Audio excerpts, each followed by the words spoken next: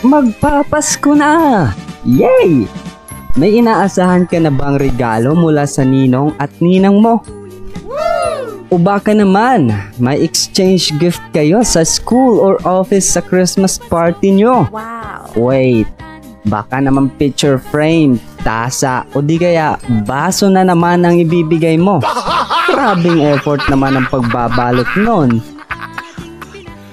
Pero ito, alam mo ba kung kailan nagsimula ang pagbibigay ng Christmas gift? Gusto mo malaman?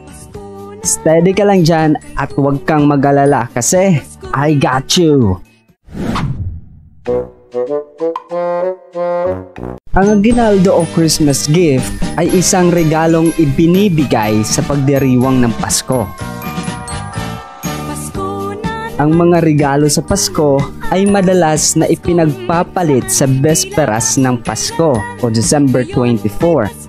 Di kaya mismong araw ng Pasko, December 25. O yung iba naman sa huling araw ng 12 araw na panahon ng Pasko, January 5. Ang kaugalian ng pagbibigay ng mga regalo sa panahon ng Pasko ayon sa tradisyong Kristiyano ay simbolo ng pagtatanghal ng mga regalo ng 3 pantas sa sanggol ni Jesus. Pero paano nga ba ito nagsimula? So history muna tayo. Sa ancient Rome, maaring naganap ang pagbibigay ng regalo malapit sa winter solstice noong Disyembre ng pagdiriwang sa holiday ng Saturnalia. Habang lalong lumalaganap ang Kristyanismo sa mga lupain ng Roma, ang kaugalian ng pagbibigay ng regalo ay naganap sa araw ng bagong taon. Noong 336 CE, ang petsa ng December 25 ay itinalaga bilang ang araw ng kapanganakan ni Jesus.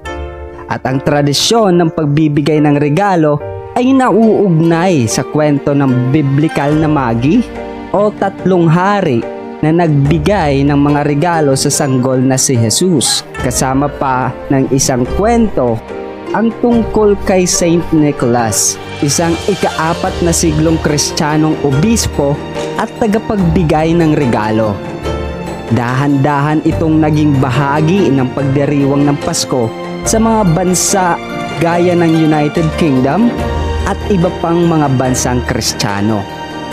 Ang ilang mga sinaunang Kristiyanong pinuno ay binigyang kahulugan ang mga kwentong ito bilang mga indikasyon na ang kanilang mga nasasakupan ang dapat magbigay ng mga regalo sa kanilang mga nakakataas at iginiit ang mga tributo at alay sa panahong iyon.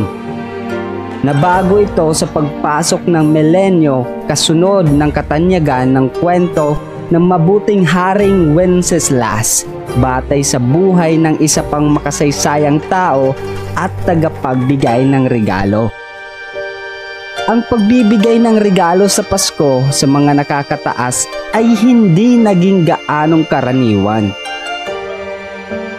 At noong panahon ng Protestant Reformation, ang mga kaugalian ng pagbibigay ng regalo sa mga bata ay lalong naging laganap sa Europa. Ang kaugalian ay kumalat sa Estados Unidos noong 19th century. Kasabay din ito ng pagnanais ng ilang mga elite na bawasan ang kaguluhan ng mga adult Christmas celebrations na kung saan sa ilang lugar ay nakatali sa pamamalimos ang mga grupo ng kabataang lalaki. Kadalasan nagkakagulo at kumakatok sa bahay-bahay sa syudad ng mga mayayaman. Ang isa pang kaugnayan na aspeto ay ang kagustuhan ng mga magulang na panatilihin ang mga bata sa bahay, malayo sa masasamang impluwensya ng mga lansangan sa kalungsuran. Diba? Ang isa pang relatibong pagbabago ay may kinalaman sa oras ng pagbibigay ng regalo sa Pasko.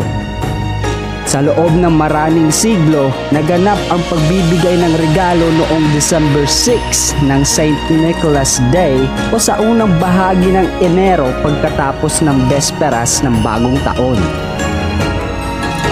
Ang katanyagan ng custom na ito ay lumago pagkatapos ng positibong pagtanggap ng 1823 na tula na pinamagatang The Night Before Christmas at ang novel ng 1843 na may pamagat A Christmas Carol.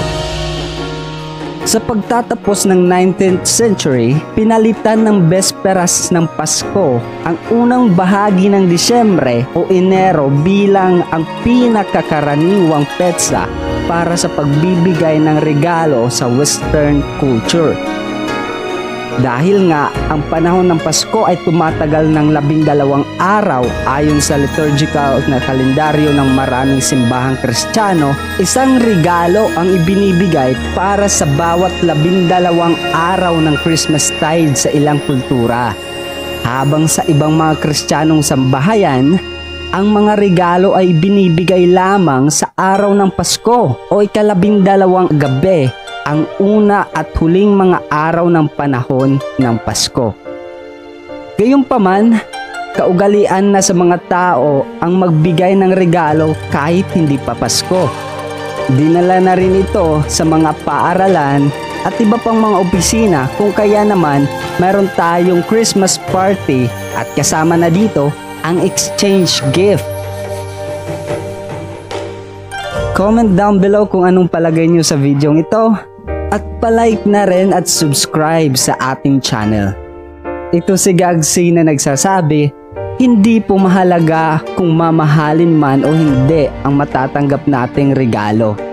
Ang importante ay galing ito sa ating mga puso.